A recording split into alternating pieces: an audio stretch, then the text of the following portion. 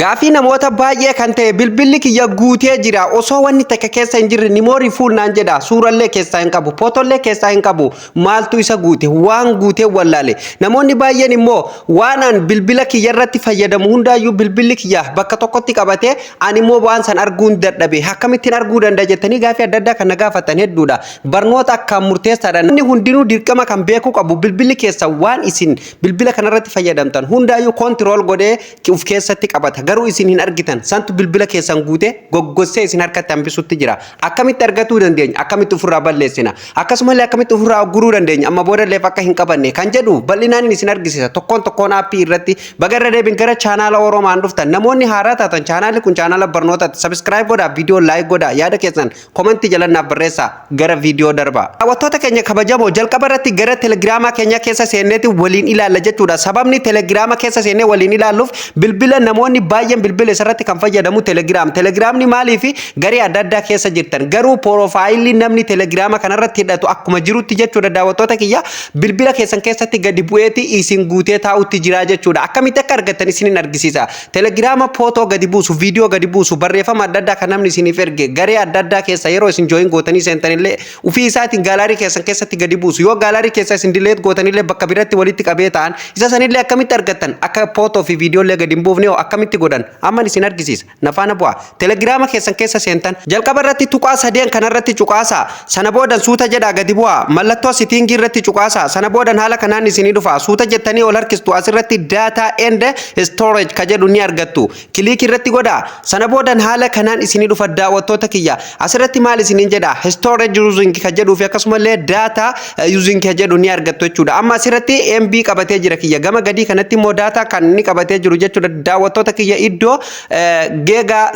3.55 GB qabate waan guddaadha jechuudha kun ani guyyaa guyyaan gatii keessa balleessuuf irratti cuqaasna yeroo irratti cuqaasne haala kanaan nu dhufa jechuudha mobile wifi roaming ka jedhu qabate isiniif dhufa jechuudha kuni hundumtu adda addaa nuuf jalatti qabatee jira kanaafuu maal gootanii as jalatti gadi buutanii hunda isaa kana bakka tokkotti balleessuuf jechuudha sagalee kun asirratti dubbisuu ni dandeessan jechuudha viidiyoo miseejii footoo voice message sagalee namni isiniif erga jechuudha dookumantarii akkasumallee data sent akkasumallee data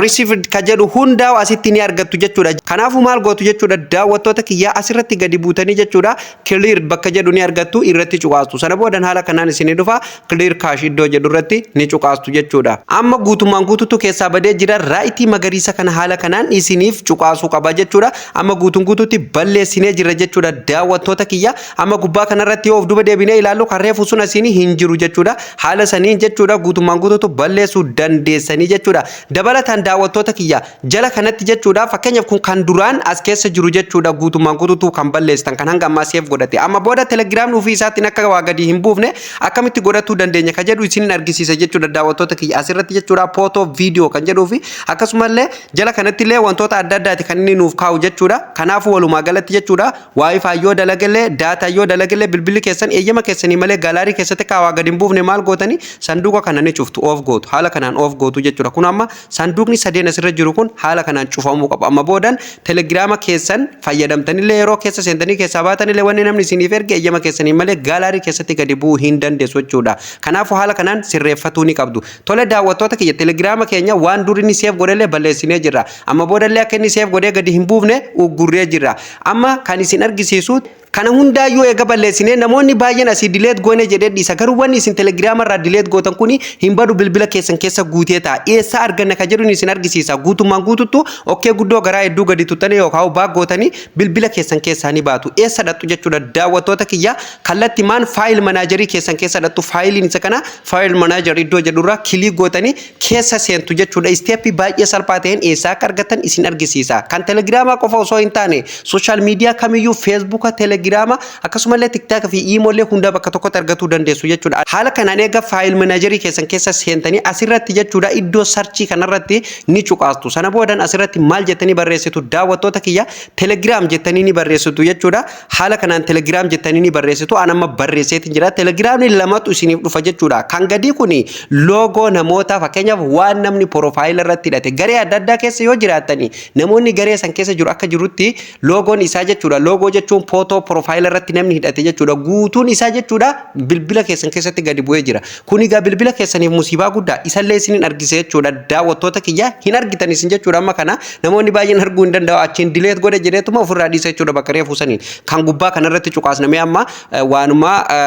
achirraa nuuf gabbu'e jechuudha amma kiyya guyyaa guyyaan waan keessaa balleessu jechuudha guyyaa guyyaan kiliir godhaa waan ooluuf jechuudha daawwattoota kiyya bilbilli kiyya amma tokkittii tana qofa naaf fide tunuu reefuun tanan gadi buuse jechuudha akkuma kiyyaan namaaf erguuf jedhee jechuudha haala kanaan tokkichi qofa qabaa jechuudha isin kanallee yoo barbaadan haala kana raayitiitti gootanii dileetiin jala jirti dileet gootanii keessaa balleessitu keessan immoo kana caalaa isin fiduu danda'a MB meeqa akka keessatti argitanii fi istooreejii bilbila keessanii hangam takka wanti telegiraama irraa gadi bu'u qofti jechuudha meeqa akka qabatee jiru waan akka keessatti qushaasha argitan komentii jalatti naaf barreessaa tole daawwattoota kiyya of duuba deebituu jechuudha amma asirratti telegiraam kajoo hin argitu irratti cuqaatu sana boodan haala kanaan faayila isin as keessaa qabdan hundaayyuu isiniif tokkoon isaa cheek gootu jechuudha amma kana gubbaa kanarratti maal naan jedha telegiraam audio naan jedha jechuudha audio telegiraam namni naaf ergee fi kan namaaf ergellee yeroo irratti cuqaasu jala kanaan amma argitanii kiyya MPT jedha keessan kana caalaa isiniif fiduu danda'a maaliif ani guyyaa waan keessaa balleessuuf naaf hin finne jechuudha daawwattoota kiyya irratti cuqaasaa mallee asitti telegiraam documentis ka jedhu ni argattu amma kunillee argitanii MPT jedha hin qabu jechuudha maaliif isin argisa mallee kan loogollee jechuudha telegiraam faayil ka jedhullee faayila adda addaa kan namni naaf erguu fi kan namaaf ergullee as jalatti naaf fidaa kiyya MPT jedha guyyaan keessaa gatii balleessuuf ammallee sumarratti cuqaastu sana boodan jechuudha asirratti telegiraam images ka jedhu ni argattu footoo jechuudha footoo fi wantoota adda addaa kan namni isiniif ergu hin qabu sanillee telegiraam irraa waan namni naa ergu ana kiyya akka keessatti illee gadi buune godheetiin jira akkasumallee jechuudha kan gadi bu'ellee guyyaan kiliir waan godhuu fi jechuudha daawwattoota kiyya sana boodan amma asirratti telegiraam stories ka jedhu ni argattu asirratti ni cuqaastu story namni hidhatu fi tokko kana keessatti gadi bu'u jira waan namni story godhatu kamiyyuu bilbilli keessan automaatikaalii gadi buusa yoo hidhatu baattan sanduuqa sadiirreef isinitti argisiisaa yoo cufattan immoo gadi buusuu hin danda'u an kiyya cufaa jira gatii ta'eef gadi hin buusne jechuudha tole daawwattoota kiyya isa dhumaati jechuudha amma asirratti maal naan jedha jechuudha telegiraam viidiyoo ka jedhu ni argattu irratti ni cuqaastu jechuudha daawwattoota kiyya sana boodan haala kanaan isinii dhufa jechuudha amma kiyya MPT jedha jechuudha as jalaa haala kanaan bilbila keessan hundaayyuu qulqulleeffatan jechuudha ani amma akka fakkeenyatti jechuudha telegiraama isin argisiise jechuudha WhatsApp illee gubbuma kanarratti barreessitan faayil manaajarii keessan keessa seentaniituma maqaa WhatsApp keessanii bakka sarchii irratti barreessitanii waan WhatsApp namni isin ergee dileet godhe isinillee dileet gootan guutummaan guututu bakka tokkotti walitti qabatee jechuudha as keessatti isiniif ta'anii jechuudha kan Facebook irraa gadi buufattanillee hundumaa jechuudha as keessaa argattu jechuudha ani guyyaa waan bilbila kiyya kiliir godhuuf jechuudha kan amma keessatti hin argatinii jechuudha daawwattoota kiyyaa barnoonni kun nama hedduu akka fayyaduu qaba jechuudha namoota baay'eetu bilbila isaa osoo humaa keessa hin jirre jechuudha bilbilli fuul jedhaanii jechuudha guutee bakka akka godhu wallaalee taa'aa jiraanii jechuudha kanaafuu barnoota guddaa akka isiniif ta'u abdiin qaba anama fakkeenyaaf jechuudha daawwattoota kiyya kun hundi kan WhatsAppiiti jechuudha kan asirratti isin argitan kun WhatsApp irratti kan namni naaf erge ani immoo WhatsApp irratti waan hojiitti hojjetaa jiruuf jechuudha haquu hin barbaanne jechuudha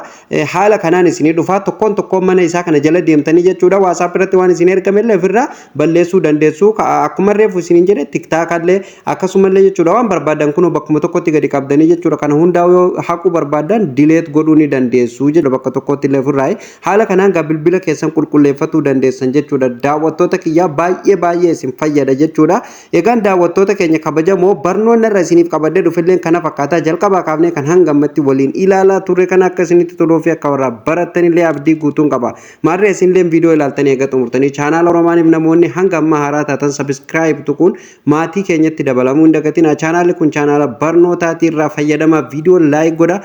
guyyaan barnoonni keenya ofii isaatiin akka isin dhaqqabuuf mallattoo notification irra keessanii barnoota dabalataa qophiin eeggatu ni dandeessaniin isiniin jala iddoo isin barbaadanitti ufiin akka isin dhaqqabuuf akkasumallee yaada keessanii fi gaafii qabdan koomentii jalatti naaf barreessaa bifa viidiyootiin waan danda'urra isiniif hin deebisa dandeettii kiyya waan gaafii isin na gaafattan irratti deebii argadde jechuudha isiniifin deebisa jechuudha bifa viidiyootiin kanaafuu gaa koomentii qofaan akka isiniif deebisu nan eeginaan isiniin jedha daawwattoota kiyya barnoonni keenya kanarraa asumarratti kan goolabamu ta'a barnoota itti aanu walitti deebinutti nagaa ta'a.